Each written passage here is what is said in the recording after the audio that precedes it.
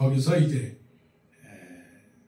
대제사장하고 장로들하고 또 앞에 서서 변론을 하고 또 헤롯 총독 앞에서 또 심판을 받고 재판을 받고 또 십자가에서 이제 죽는 그 고난의 사건을 한번 생각을 해볼 때 결국 예수님의 예루살렘의 사건이 곧 사도 바울의 예루살렘의 사건과 이렇게 비교가 됩니다. 그러면 첫 번째 예수님의 예루살렘, 두 번째 사도 바울의 예루살렘, 그러면 이제 그 다음에 사도행전 28장 이후에 우리는 어디에 있어야 되는가? 그것은 바로 우리도 또한 예루살렘이 있어야 된다. 그래서 사도행전 1장에서 보게 되면 예루살렘을 떠나지 말고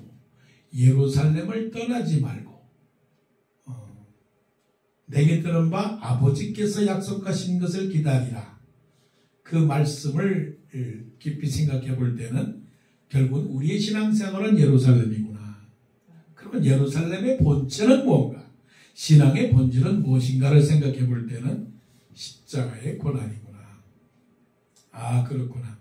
하나님 아버지께서 아들 예수 그리스도를 이 땅에 보내신 그 목적은 십자가 고난이고, 사도 바울도 구태여 가지 말라고 하는 그 예루살렘을 가겠다고 한 것도 결국은 예수님께서 인자에 온 것은 섬김을 받으려 함이라 도리어 섬기자고 많은 자기 목숨을 많은 사람의 대선물로 주게 난 죽으러 왔다라고 하는 그 예수님의 고백처럼 사도 바울도 주 예수께서 받은 사명 하나님의 복음을 전거하려면 나의 생명을 조금 더 귀한 것으로 여기지 아니하겠다라고 하는 것. 죽는 거예요. 죽는 거. 그럼 우리의 신앙은 무엇이 되어야 되는가? 제목은 위기를 만난 위기를 극복하는 신앙인이지만 결국 날마다의 삶이 뭡니까? 십자가의 고난이다. 죽는 위기다는 거죠. 고통의 그 위기. 선과 악의 싸움의 그 위기 속에서 우리가 그 신앙의 오늘 이 땅에 살아가는 동안의 신앙의 핵심은 무엇인가? 십자가의 고난이구나. 자, 그래서 이제 사도 바울이 예루살렘에서 어떤 일을 당했는가를 보면서 우리가 이 길을 끝까지 견고하게 가는 우리가 되기를 원합니다. 오늘 말씀해 보게 되면 30절에 성전문이 닫히더라. 성전문이 닫히더라. 사도 바울이 성전에 예배하러 간 겁니다. 이제 그 유대인들 중에 그 서운한 사람들이 있었어요. 그 서운한 사람들이 나시린의 그 서운한 사람들이 있었는데 그 서운한 사람들 4사람을 데리고 이제 결례의 의식을 7일 동안 마치고 예루살렘에 들어가서 성에 들어가서 이제 성전에 들어가서 결례식을 행하려고 들어갔는데 여기서부터 이제 사건이 터지는 겁니다. 예배를 드리러 제사를 드리러 결례를 행하러 예루살렘으로 들어갔는데 예기치 않은 일들이 일어난 거죠. 그게 뭐냐면 유대인들이 사도 바울을 모함하고 오해하고 시기하고 질투하고 죽이려고 하는 의도로 사도 바울에 대한 공격이 시작된 겁니다. 사도 바울을 붙잡고서 말하기를 이 사람이 지금까지 우리가 믿어왔고 배워왔고 전하고 가르쳤고 또 하나님께서 말씀하신 그 모세의 율법을 완전히 무너뜨렸다. 그렇게 완전히 뭐라고 그러나 모함이라고 그러나 이거를 모함 코너로 몰고 가는 거죠. 이걸 갖다 프레임을 씌웠다라고 말하는 거죠. 프레임을 씌웠다. 그리고 말하기를 이 사람이 이방인하고 이 성전에 들어갔다라고 하는 그런 그 잘못된 정보, 잘못된 사실을 지금 많은 사람들 앞에서 지금 전파를 하는 겁니다. 근데 사실은 사도 바울이 첫째 모세의 율법을 피한 건 아니고 두 번째 이방인과 함께 성전에 들어간 사실은 없는데 헬라인이었던 드로비모와 함께 시내에 다니던 그 모습을 보고 사람들이 말에 붙여가지고 사도 바울이 이방인과 더불어 거룩한 거룩한 성전에 이방인과 함께 성전에 들어갔다는 말로 둔갑을 씌운 거예요. 이게 바로 어떤 겁니까? 이게 바로 우리가 살아가는 세상이요. 우리가 살아가는 신앙의 도전들이요. 이런 가운데 살아가는 겁니다. 그래서 신앙은 싸움입니다. 신앙은 도전입니다. 신앙은 위험한 곳입니다. 위험한 곳이에요. 그게 어떤 위험입니까? 자, 30절에, 29절부터 말씀을 한번 볼까요? 이는 그들이 전에 에베소 사람 드로비모가 바울과 함께 시내에 있음을 보고 바울이 그를 성전에 데리고 들어간 줄로 생각하미로라. 오해요, 오해. 온 성인이 소동하여 백성이 달려와 모여 바울을 잡아 성전 밖으로 끌고 나가니 문들이 곧 닫히더라. 문들이 곧 닫히더라라고 하는 말을 조금 그 의성어를 넣어서 문들이 쿵, 문들이 꽉, 문들이 철컥, 문들이 굳게 닫히더라. 굳게 닫히더라. 인생의 문이 굳게 닫히더라. 삶의 문이 굳게 닫히더라. 갈 길이 막히더라. 때로는 예배당 문이 닫히더라. 이런 어떤 위기를 만나는 거죠. 자, 신앙인이 예배당에 있어야 되는데 그 예배당에서 끌려나갔습니다. 끌려나갔어요. 누구에 의해서? 유대인들에 의해서, 사탄에 의해서, 사람에 의해서 끌려나가는 겁니다. 사단은 보이지 않지만 보이는 우리들을 예배당에서 어떻게 해요? 끌고 나가려고 그래요. 그래서 사단이 제일 싫어하는 건 뭐냐면 교회에 사람들이 가는 것을 싫어해요. 믿는 사람들이 성경책을 읽는 것을 싫어해요. 믿는 사람들이 기도하는 것을 싫어해요. 믿는 사람들이 하나님 말하는 것을 싫어해요. 사단은 하나님을 찾는 것을 싫어해요. 그런데 하나님께서는 우리를 향하여 뭐라고 말씀하시느냐면 너희는 내게 와서 부르짖자. 너희는 내게 와서 부르짖자. 그러면 네가 알지 못하는 크고 비밀한 일을 내게 보이리라 말씀을 하시는데 이게 웬일입니까? 성전문이 닫히는 상황이 벌어진 겁니다. 뒤를 돌아봤는데 들어가려고 성전문을 향하여 들어가려고 했는데 이 사람들이 힘이 너무 세가지고 어느 정도로 세느냐? 바울을 잡아서 끌고 나갔다고 그랬어요. 끌고 나갔다가는 건 뭡니까? 힘에 붙여서 질질질질 끌려 나갔다라고 하는 그 광명을 보십니다. 육체적으로는 사실은 처참한 겁니다. 육신적으로는 처참해요. 바울은 이런 상황 속에서도 자신이 갖고 있는 하나님에 대한 신앙은 포기하지 않았지만 겉으로 보기에는 참 불쌍한 거죠.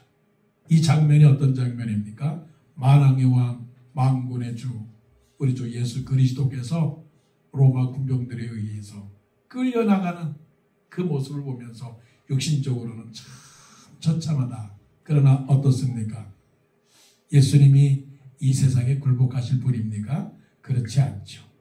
사도 바울이 비록 그들에 의해서 끌려가고 성전문이 닫히는 상황이라 할지라도 사도 바울은 그 열정과 그 믿음은 포기되지 않았다는 거죠. 막혔습니다. 문이 막혔습니다. 혹시 기대하는 문, 믿는 문, 가야 하는 길, 그것들이 막혔나요? 해야 할 것들이 막혔나요? 복음서가 있지 않습니까? 사방이 가로막혀 절망하나요? 눈을 들어 하늘을 바라보세요. 당신을 창조하신 하나님께서 당신을 도울 거예요. 사도 바울은 이 상황을 이번 한 번만 당한 건 아닙니다. 그래서 사도 바울은 항상 고백이 이러한 닫힌 상황 속에서도 말하기를 사방으로 우겨쌈을 당하여도 쌓이지 아니하고 답답한 일을 당하여도 낙심하지 아니하고 핍박을 받아도 버림받지 아니하고 거꾸로 뜨림을 당하여도 쓰러지지 아니하는 것은 항상 날마다 매 순간마다 예수 죽인 것을 내 몸에 짊어집니다. 그러니까 예수만 있으면 어떻게 해요? 살아나는 거예요. 예수님만 있으면 길이 열리는 거예요. 그 길을 우리가 가는 거거든요. 그러니까 하나님은 한쪽 문을 닫으시지만 그러나 또한 하나님은 한쪽 문을 열어놓으신다라고 하는 것을 우리는 너무나 잘 알고 있지 않습니까? 그러니까 슬픈 일을 당한다. 답답한 일을 당한다. 어두운 일을 당한다. 그럴 때는 믿음의 사람들은 이 신앙의 구단이 돼야 되는 거예요. 구단. 어떤 구단이냐? 어려움을 당한다. 하나님이 복을 주실 것이구나. 괴로운 일을 당한다. 하나님이 좋은 것을 주실 것이구나. 이런 사인이에요. 사인. 하나님이 사인을 주시면, 힘들고 어려운 사인을 주시면, 내 인생에 답답하고 막힌 일을 주시면 하나님의 사인이란 말이에요. 그러니까 그 사인을 받아본 우리 믿음의 사람들은 성령을 통해서 우리가 그 사인을 받는단 말이에요. 그리고 우리 마음에 뭐가 있는 겁니다. 기쁨과 평안과 감사와 찬양. 이것이 있게 되는 것이죠. 다윗을 통해서도 우리가 알 수 있는 것이고요. 우리 대한민국의 역사를 통해서도 알 수 있잖아요. 일제시대에 35년 동안 참 어려운 일을 당했는데도 그것이 그 당시를 볼 때는 35년 동안을 볼 때는 대한민국의 주권이 뺏긴 것이라고 생각을 했지만 결국은 시간이 지나니까 어떻게 되었습니까? 대한민국이 해방을 받게 된 거예요. 역사적 평가에 있어서 그 해방의 주체가 누구였느냐라고 하는 역사적인 해석에 대한 또 논란은 있긴 있지만 그러나 더 넓은 의미에서 볼 때에는 닫힌 상황 속에서 하나님께서 결국은 열어주신단 말입니다. 죽음 가운데서도 살게 하셨단 말이에요. 이것이 무슨 신앙입니까? 고난 속에서도 부활한다. 죽음 가운데서도 부활한다라고 하는 부활 신앙으로 사는 사람들에게는 바로 닫혀도 열린다. 성전문이 닫혀도 열린다. 작아도 커진다. 없어도 있게 된다. 죽어도 살린다. 어두워도 빛을 발한다. 가난하여도 부자가 된다. 멀어도 가까워진다. 약해도 강하여진다라고 하는 이 한마디로 말하면 역전의 역전. 역전. 역전이란 말이 리버스 한다는 거죠. 리버스. 뒤집힌다라고 하는 거예요. 이게 우리 믿는 사람들에게 있는 원리입니다. 그래서 오늘 성전문이 닫힌 이 절망적 상황 속에서 사람들에게 끌려가는 상황 속에서 사람들의 눈에 볼 때는 바울은 죽었구나. 바울은 이제 안 됐구나. 하지만 결과는 누가 판단하는 겁니까? 하나님이 판단하시는 거죠. 그래서 그 하나님의 판단은 결국 최종적인 판단이라고 하는 거죠. 자, 그 다음에 또 한 말씀을 볼까요? 말씀을 보게 되면 이 말씀 봅니다. 36절 보게 되면 백성의 무리가 그를 없이 하자고 외치며 따라갑니다. 없이 하고자. 사망의 위험. 닫힌 위험도 있거니와 사망의 위험입니다. 성전 밖으로 이제 끌고 나갔습니다. 어떻게 끌고 나갔을 때 이게 지금 무슨 일입니까? 시끄러운 거죠. 한마디로 소동이 일어난 겁니다. 소동. 자, 말씀을 보게 되면 31절 말씀 보십시다. 그들이 그를 죽이려 할 때에 여기서 실체가 뭐냐면 그들이 그를 죽이려 한다는 건 사탄이 우리의 믿음을 파괴한다라고 하는 거예요. 그래서 예수님께서 말씀하시기를 내가 온 것은 생명을 얻게 하기 위함이요 사단이 오는 것은 죽이고 멸망시키려는 것뿐이요 내가 온 것은 양으로 생명을 얻게 하고 그래서 생명을 얻게 하는 건 사랑이요 죽이려고 하는 것은 그건 미움입니다. 그러니까 죽이려고 하는 것은 원수고 살리려고 하는 것은 아버지죠. 그게 신앙의 차이예요. 그래서 살리려고 하는 분을 따라가면 아버지를 사랑하게 되는 거고 죽이려고 하는 정체를 따라가려면 내가 살인자가 되는 거예요. 자, 죽이려고 할 때 보세요. 온 예루살렘이 요란하다는 소문. 세상의 대표적인 모습이죠. 세상이 어떻습니까? 지금 요란합니다. 요란해요. 왜 요란해요? 하나님이 지배하는 게 아니라 사단이 지배하기 때문에 그래요. 그럼 이 세상의 모든 건 뭡니까? 이 세상의 모든 것은 시기와 살인과 분쟁과 다툼과 분리와 술수와 자랑과 이런 것들이 다였기 때문에 온 예루살렘이 지금 소동하고 있는 겁니다. 이런 가운데서 우리는 흔들리지 말아야 되겠죠.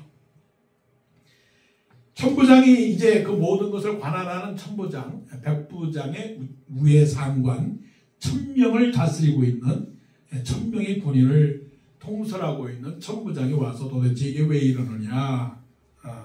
그러니까 32절에 그들이 천부장과 군인들을 보고 바울 치기를 그치는지라. 얼마나 맞았네요. 얼마나 맞았냐. 아니 그동안 1시간을 맞았을 것 같아요. 2시간을 맞았을 것 같아요. 그래서 사도 바울이 이런 장면들을 기억하면서 표현하기를 이렇게 말씀합니다. 내가 유다인들에게 40에 하나 감한 매를 5번 맞았으며 3번 태장으로 맞았으며 1번 돌로 맞고 3번 파손하고 일주일을 깊은 바다에서 지냈으며 얼마나 주워 맞았으면. 우리는 그래도 편해요. 신앙생활하다가 주워 맞아본 적 있습니까? 교회 가지 말라고 주워 맞은 적 있습니까? 사실은 그런 장면은 슬픈 장면이지만 교회 간다고 맞은 상황이라면 그 사람은 하늘에서 멸류관을 받을 거예요. 자, 신나게 맞았으면 신나게. 그러니까 어느 정도로 맞았느냐? 어느 정도로 맞았느냐면 35절 이제 그 천부장이 와서 야, 이 사도 바울 이거 데려가 격리시켜. 그래서 이제 그 자기 부대로 데려가려고 하는 그런 상황이에요. 지금 그 성전 옆에 이제 그 자기들의 군인 경찰들이 관공서에 그 있는 것처럼 그 군인 부대가 천부장의 부대가 지금 성전 옆에 있으니까 그럼 데리고 가라라고 했어요. 그랬더니 이제 35절에 바울이 층대에 이를 때 계단으로 올라갈 때에 무리의 폭행으로 말미암아 군사들에게 들려가니 완전히 이거는 산 사람이 아니고 그냥 걸어갈 수 없을 정도로 매를 맞았다는 그런 상황을 지금 말씀을 합니다. 이는 백성의 무리가 그를 없이 하자고 외치며 따라가미노라. 때로는 우리는 신앙생활하면서 사단에게 시험받고 유혹을 받아서 걸어갈 수 없을 만큼 그냥 누워있는 상태가 될 수도 있는 그런 상황이에요. 그냥 교회 나오다가 교회 안 나오는 것. 또 봉사 잘하다가 봉사를 못하는 상황. 하나님의 말씀을 믿다가도 의심하는 것. 그래서 어떤 사람을 만나서 이제 하나님의 말씀을 증거하게 되면 나도 교회 가봤다고. 나도 하나님 말씀을 안다고. 난 창세기를 안다고. 나는 마태복음도 안다고. 예수님이 하나님의 아들인 것을 안다고. 그런 사람들 많아요. 내가 알 것은 다 안다고. 그러면 더 예수 잘 믿고 교회 나가셔야죠. 그런데 아니에요. 살아있으나 어떻게 해요? 죽은 사람처럼 결국은 전혀 움직이지 못하는 영적인 시체가 된 사람들이 많이 있다는 거죠. 하나님은 우리가 살아있기를 바라는데 우리가 죽어있으면 결국은 하나님께서 우리를 하나님의 말씀으로 살려야 되는 그런 상황이죠. 자, 사단은 우리를 어떻게 해요? 우리를 죽이려고 합니다. 우리를 죽인다라고 하는 것은 단순히 죽이는 것이 아니고 이 세상에서 죽는 것은 괜찮아요. 그런데 이 세상에서 한 번 죽지만 그러나 우리가 두 번 죽을 수는 없잖아요. 한 번은 육신적으로는 죽지만 두 번 영적으로 영원히 멸망할 수는 없잖아요.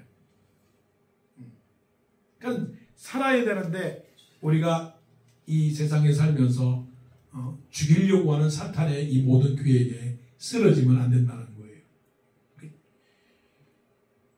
그래서 우리 신앙생활 속에서 어떠한 어려움을 당한다 할지라도 죽으면 안 되는 거예요. 죽으면 안 된다라고 하는 것은 포기하면 안 되는 겁니다. 어떻게 해서라도 사단이 우리를 밀가부르듯이 까불도록 우리를 날마다 우리를 뒤집히게 만들어요. 작게 뒤집히게 만들고 크게 뒤집히게 만듭니다. 그러니까 우리 믿는 사람은 어떤 사람이 되어야 되냐면 하나님의 거룩한 백성이 되어야 되는 거거든요. 하나님의 진실한 말씀의 사람이 되어야 되는데 사단은 우리를 그렇게 만들지 않아요. 사실 하나님 앞에 예배를 드릴 때만 우리가 하나님 앞에서 거룩하고 하나님 앞에서 진실하다고 말하지만 그러나 날마다 생활할 때는 그렇지 않아요. 우리가 하나님 앞에서 정말 온전하게 살 수 없도록 그렇게 만들죠. 그럴수록 우리는 이겨나가야 되는 겁니다. 예를 들어서 요셉의 경우를 보시게 되면 요셉은 노예로 애굽의 보디발의 집에 노예로 끌려간 그 상황 속에서 이것이 육체적으로는 노예로 살지만 사실은 영적으로 보게 되면 예루살렘의 사람이 하나님 이스라엘 나라의 사람이 포로로 잡혀온 이 상황이 무슨 상황입니까? 죽어있는 상황이죠. 살아있으라 뭡니까? 죽어있는 상황이란 말이에요. 영적인 죽음을 말하는 거죠.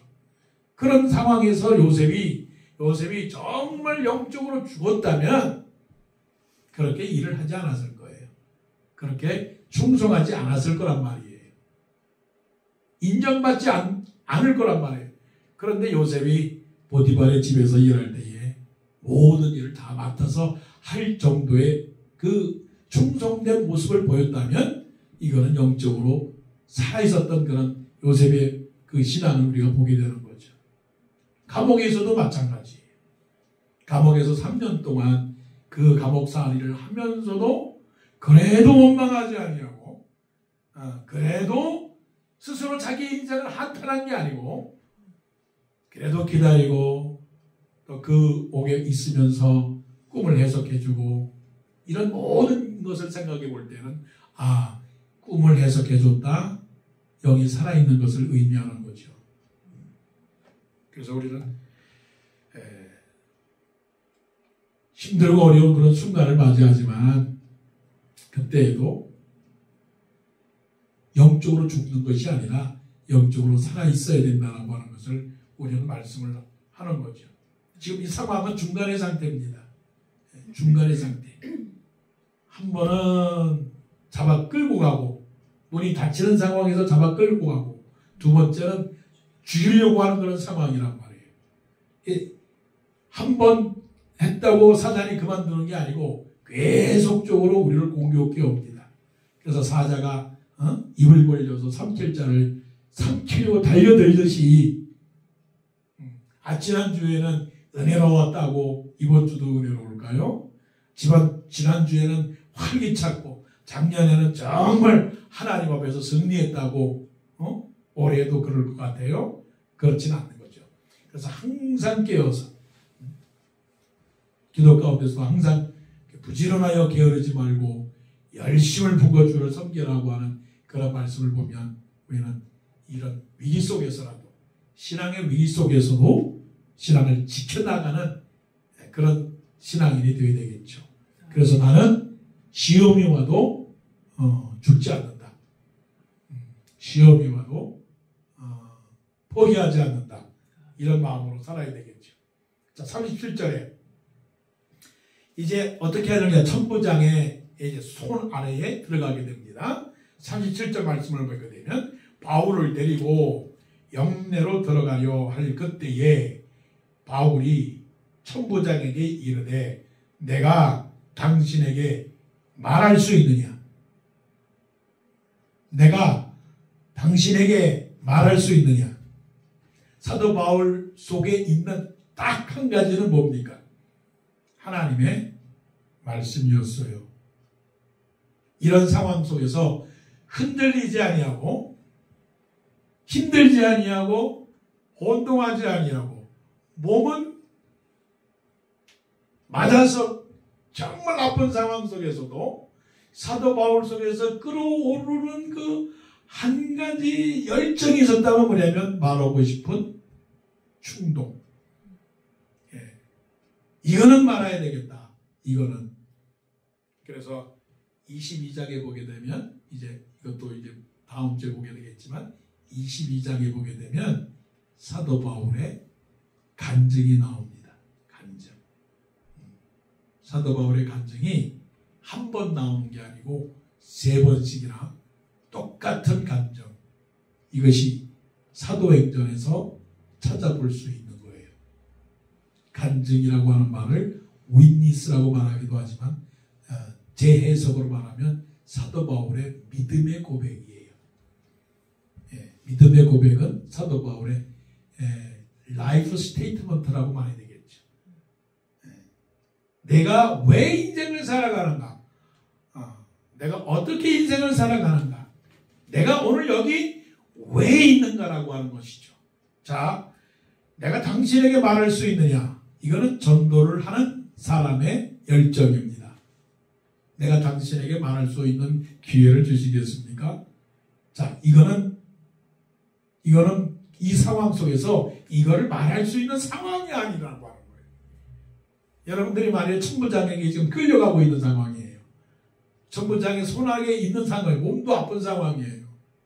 그 상황에서 이 말이 나올 수 있을 것 같아요. 사람들이 분주하고 사람들이 바쁘고 사람들이 관심이 없고 사람들이 나보다 더 권위적이고 사람들이 나보다 더 윗사람이고 그 사람들이 더 힘이 세고 나는 약하고 나는 부족한 상황 속에서 튀쳐나올 수가 있겠느냐고요.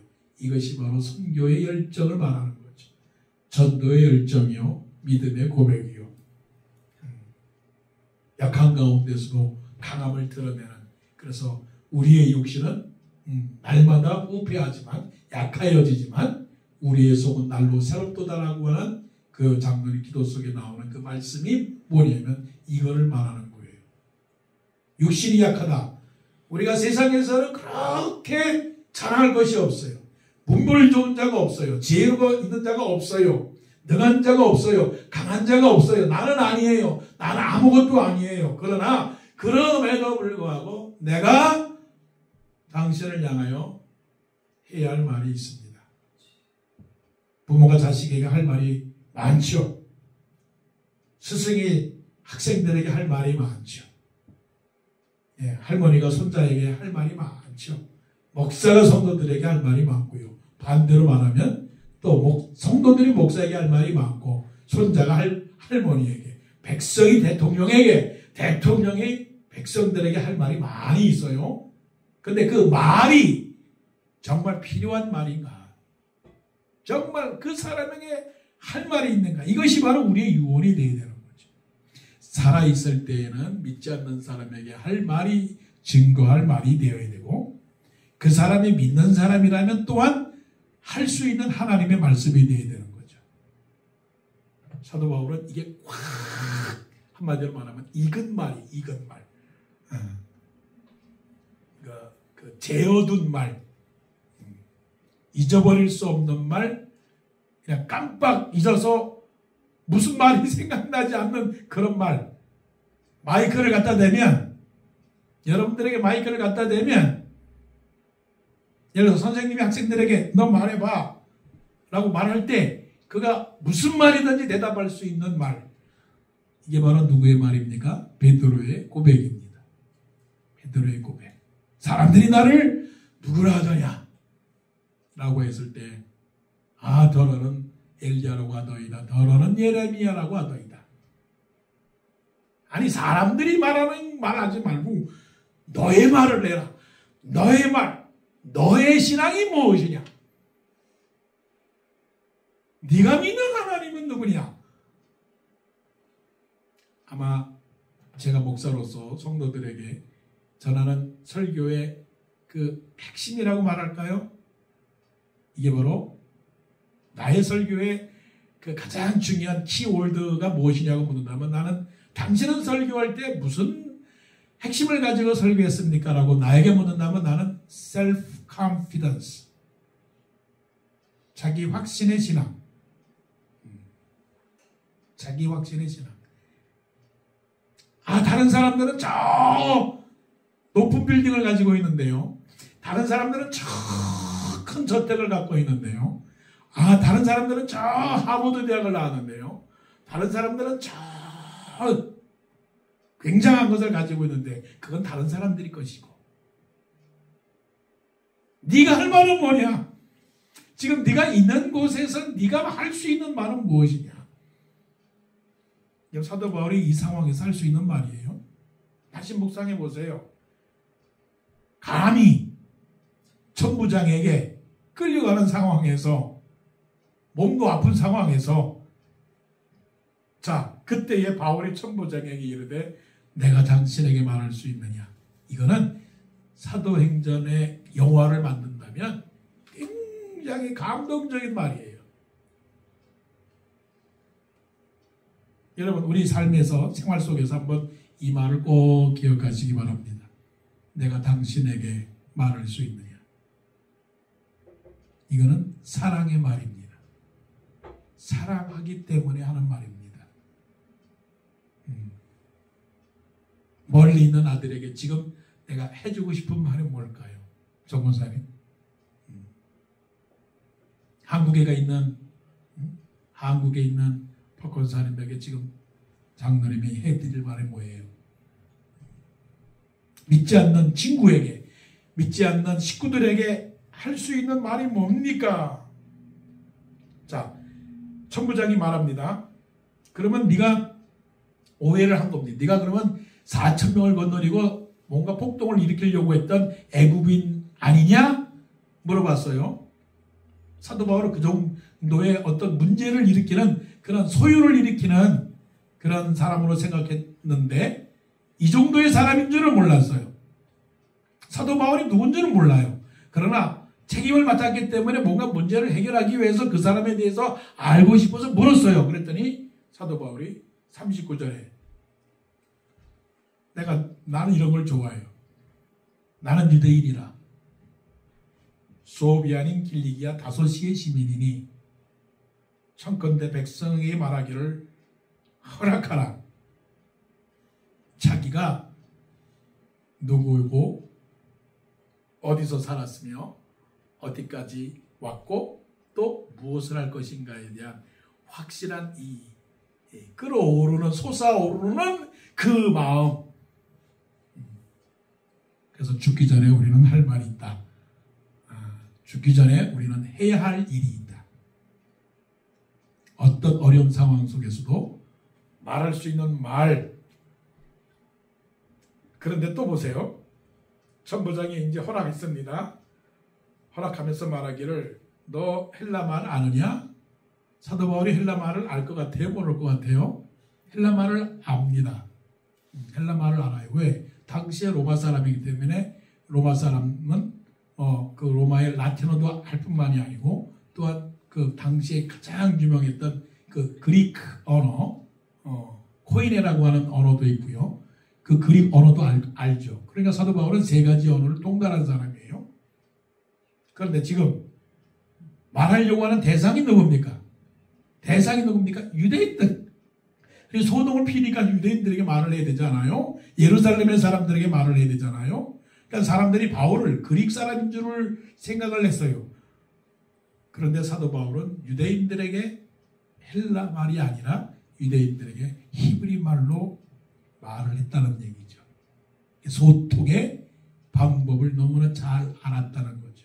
전도의 방법, 대화의 방법, 삶의 자기만의 방법. 로마에 왔으면 로마의 법을 따르는 것처럼 미국에 왔으니까 미국의 방법대로 살아가야 되는 것. 이것이 하나의 삶의 도구가 되는 거죠. 그러면서 22장에 이제 자기의 간증을 하게 됩니다. 자, 위기 속에서도 우리는 사도 바울의 죽지 않는 그 믿음과 열정을 우리는 보게 될 때 사도 바울을 향하여 응원의 박수를 보내고 싶어요. 우리가 예수 그리스도가 당하고 있는 예루살렘에서의 그 고난을 보면서도 멀리 있으면서도 우리는 지금 그 장면을 보면서 예수님 감사해요.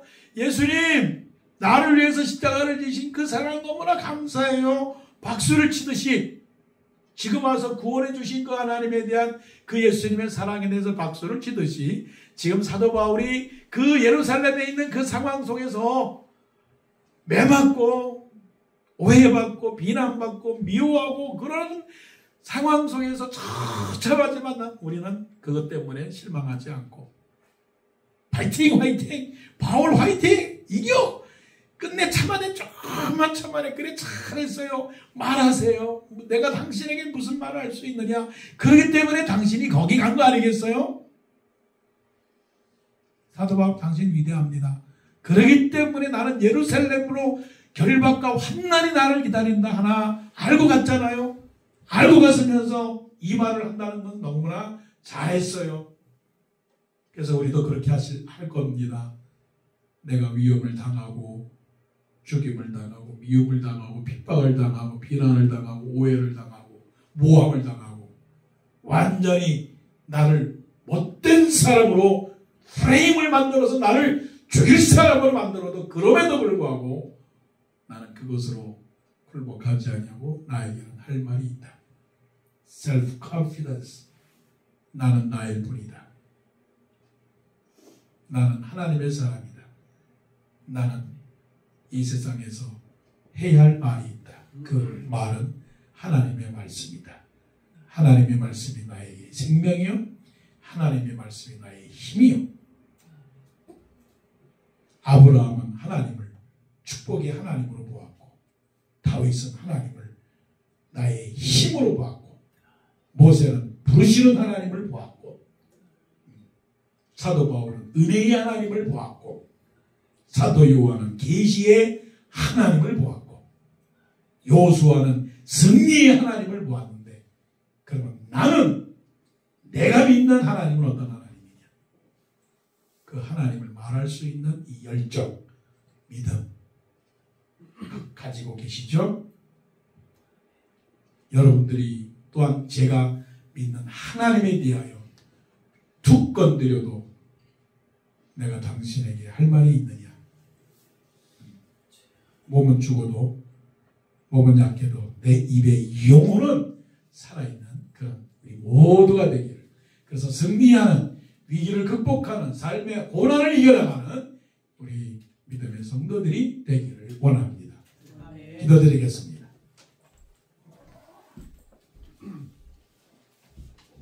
사도 바울의 육신으로 고난당할지라도 우리는 그를 슬퍼하지 않습니다.